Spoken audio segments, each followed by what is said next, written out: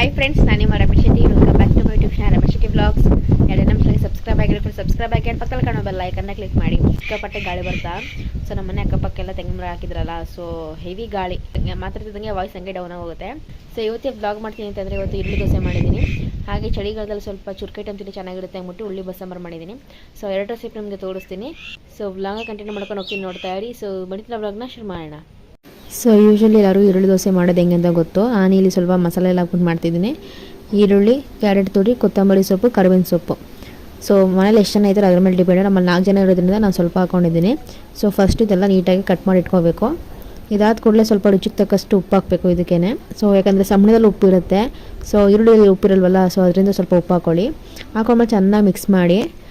ಸ್ವಲ್ಪ ಮೇಲ್ಮೇಲೆ ಮಿಕ್ಸ್ ಮಾಡಿದ್ರೆ ಉಪ್ಪಲ್ಲಿ ಅಲ್ಲಲ್ಲೇ ಇರುತ್ತೆ. ಕರಿಬೇವಿನ ಸೊಪ್ಪು, ಕೊತ್ತಂಬರಿ ಸೊಪ್ಪು, ಕ್ಯಾರೆಟ್ ತುರಿಲೇ ಇರುತ್ತೆ. ಸೊ ಈರುಳ್ಳಿಗೇನು ಇದಾಗಲ್ಲ. ಸೊ ಈರುಳ್ಳಿಗೆ ಉಪ್ಪು ಹಾಕೋದ್ರಿಂದ ನೀರು ಬಿಟ್ಕೊಳ್ಳೋ ಚಾನ್ಸಸ್ ಉಂಟು. ಸೊ ಅದಕ್ಕೆ ನೋಡಿ ಹಾಕೊಳ್ಳಿ ಉಪ್ಪು ರುಚಿಗೆ ತಕ್ಕಷ್ಟು. ಜಾಸ್ತಿ ಏನು ಹಾಕೊಳ್ಳೋಕೆ ಹೋಗಬೇಡಿ. ಇದಕ್ಕೆ ಅಚ್ಕಾರದ ಪುಡಿ ಅದೇನು ಹಾಕೋ ಹೋಗಿಲ್ಲ. ಸೊ ಸಿಂಪಲ್ಲು, ಈಸಿಯಾಗಿ ಮಾಡ್ಬೋದು. ಹಾಗೆ ಇಲ್ಲಿ ದೋಸೆ ಹಿಟ್ಟು ಕೂಡ ರೆಡಿಯಾಗಿದೆ. ಸೊ ನೋಡ್ಬೋದು ಉಬ್ಬಿದೆ. ಸೊ ನೆನ್ನೆ ಆಡಿಸಿರೋದು ನಾನು. ಸೊ ಇವತ್ತು ಬೆಳಗ್ಗೆ ಇದು ಮಾಡ್ತಿರೋದ್ರಿಂದ ಸರಿ ಹೋಗುತ್ತೆ ನನಗೆ ಈಕ್ವಲ್ ಆಗಿ. ಸ್ವಲ್ಪ ಹಿಟ್ಗೂ ಉಪ್ಪು ಹಾಕಿದ್ದೀನಿ ನಾನು. ಹಾಗೆ ಹಸಿಮೆಣ್ಸಿನ್ಕಾಯಿ ಚಟ್ನಿ, ಸ್ವಲ್ಪ ಒಗ್ಗರಣೆ ಮಾಡೋ ಚೆನ್ನಾಗಿರುತ್ತೆ ಅಂತ ಅನ್ನಿಸ್ತು. ಸೊ ಅದರಿಂದ ಇವತ್ತು ಒಗ್ಗರಣೆನೂ ಮಾಡಿದ್ದೀನಿ. ಯೂಶಲಿ ನಾನು ಒಗ್ಗರಣೆ ಎಲ್ಲ ಮಾಡೋಕ್ಕೋಗಲ್ಲ. ಸೊ ಹಾಗೆ ಸರ್ವ್ ಮಾಡ್ತೀನಿ ನಾನು ಎಲ್ಲರಿಗೂ.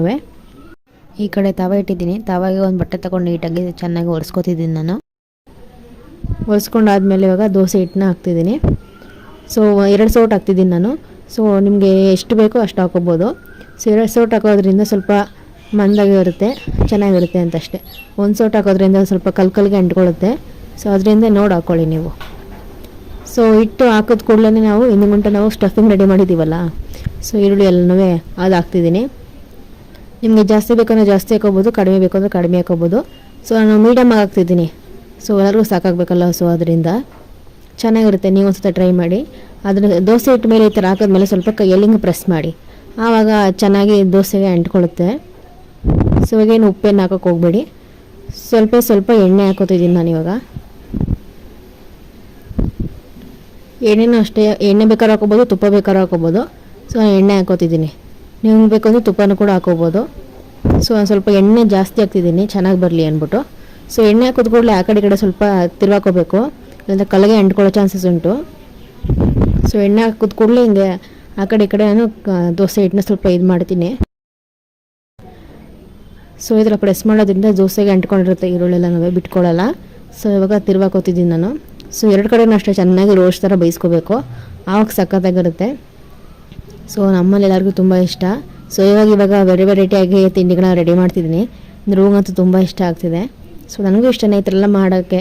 ಆಮೇಲೆ ಅವ್ರೇನಾದ್ರು ಕಾಮೆಂಟ್ ಮಾಡಿದ್ರೆ ನಂಗೆ ತುಂಬ ಇಷ್ಟ ಆಗುತ್ತೆ. ಚೆನ್ನಾಗಿದೆ ಅಂತ ಹೇಳ್ತಾರೆ, ಇಲ್ಲಾಂದರೆ ಇಲ್ಲ ಅಂತ ಹೇಳ್ತಾರೆ.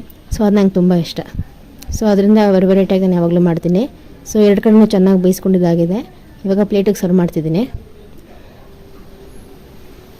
ಸೊ ಹಂಗೆ ಬೇಕಾದ್ರೆ ಹಾಕೋಬೋದು, ಮಡಿಸ್ಬೇಕಾದ್ರೆ ಹಾಕೋಬೋದು. ನಾನು ನಿಮ್ಮ ಮಡಿಸಿ ಸರ್ವ್ ಮಾಡ್ತಿದ್ದೀನಿ. ಸೊ ಇನ್ನೊಂದು ಟ್ರಿಪ್ಪು ಅಷ್ಟೇ, ನಾನು ಬಟ್ಟೆಯಲ್ಲಿ ಒಂದೊಂದು ದೋಸೆ ಹಾಕಿದ ಕೂಡಲೇ 1 ಗಂಟೆ ಬಟ್ಟೆಯಲ್ಲೆಲ್ಲ ನೀಟಾಗಿ ಒರೆಸ್ಕೊತೀನಿ. ಸೊ ಆ ಥರ ಮಾಡೋದ್ರಿಂದ ಚೆನ್ನಾಗಿರುತ್ತೆ ಅಂತ.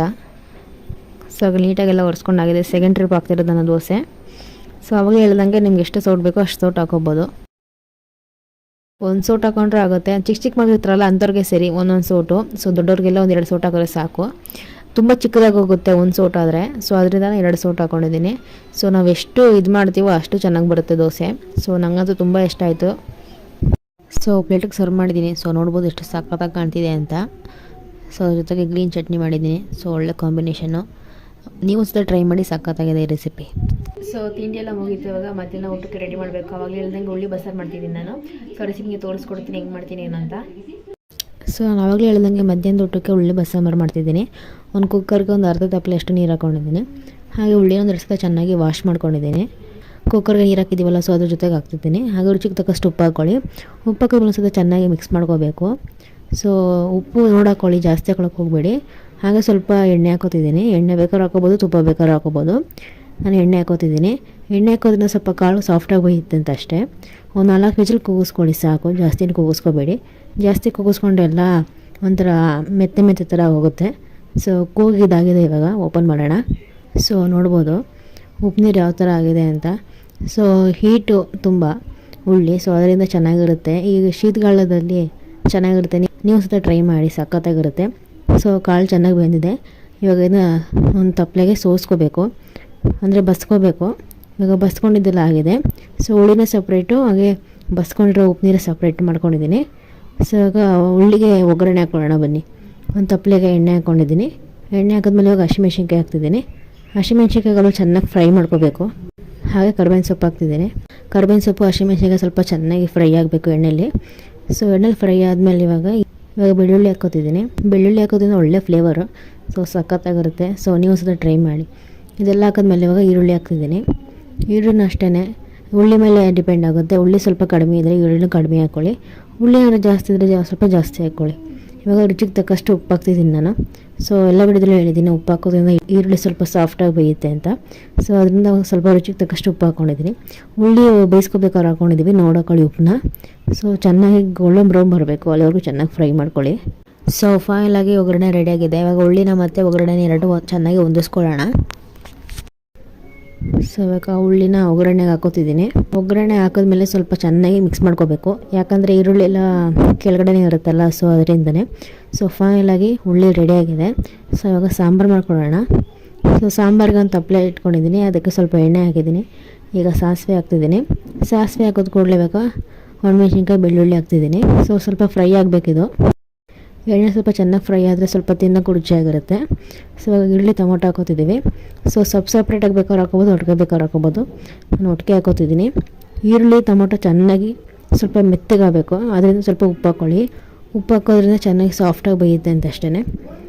ಟೊಮೊಟೊ ಮತ್ತು ಈರುಳ್ಳಿ ಚೆನ್ನಾಗಿ ಬೇಯೋಷ್ಟು ಪೇಷನ್ಸ್ ಇರಲ್ಲ ಒಬ್ಬೊಬ್ರಿಗೆ. ಸೊ ಅದರಿಂದ ಉಪ್ಪು ಹಾಕೋದ್ರಿಂದ ಒಂದು 5 ನಿಮಿಷಕ್ಕೆ ಚೆನ್ನಾಗಿ ಬೆಂದೋಗುತ್ತೆ. ಸೊ ಅದರಿಂದ ಎಲ್ಲರೂ ಉಪ್ಪು ಹಾಕ್ತಾರೆ.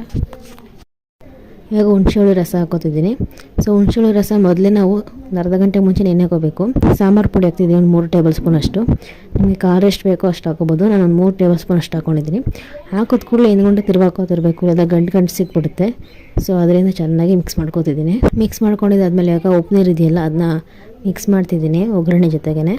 ಸೊ ಉಪ್ಪು ನೀರು ಹಾಕೋದು ಕೂಡಲೇ ಹಿಂದ್ಗುಂಟ ಉಪ್ಪು ನೀರು ಮತ್ತು ಖಾರ ಎರಡು ಇದೆಯಲ್ಲ, ಸೊ ಅದು ಚೆನ್ನಾಗಿ ಮಿಕ್ಸ್ ಆಗಬೇಕು. ಸೊ ಚೆನ್ನಾಗಿ ಮಿಕ್ಸ್ ಮಾಡ್ತಾನೆ ಇರಬೇಕು, ಯಾಕಂದರೆ ಹುಣಸೆ ಹುಳಿನೂ ಹಾಕಿದ್ದೀವಲ್ಲ, ಸೊ ಗಂಟು ಸಿಕ್ಬಿಡುತ್ತೆ. ಸೊ ಅದರಿಂದ ಚೆನ್ನಾಗಿ ಮಿಕ್ಸ್ ಮಾಡ್ಕೊಳ್ಳಿ. ಸೊ ಫೈನಲಾಗಿ ಸಾಂಬಾರು ರೆಡಿಯಾಗಿದೆ.